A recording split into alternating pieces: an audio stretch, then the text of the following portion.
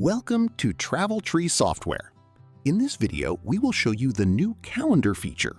To access it, simply click the Calendar button in the main menu to open the trip calendar. Only confirmed trips are visible here, which are confirmed offers approved by clients that need to be paid, while offers on the Offers page and itineraries in the library will not appear.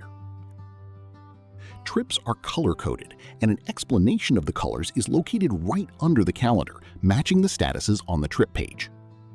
There are three main viewing modes available.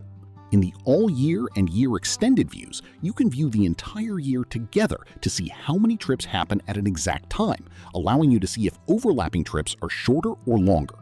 Scrolling through the Year Extended view allows you to click on any trip to see more information, including all suppliers used, and you can click directly on the client's name to open their client card and view all of their trips and offers.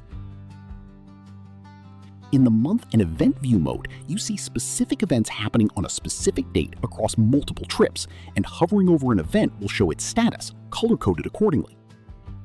Clicking on the number of the date opens the Day view, where you can see all events from multiple trips happening on that exact date, and these events can be filtered in chronological order, with events lacking the specific time placed underneath.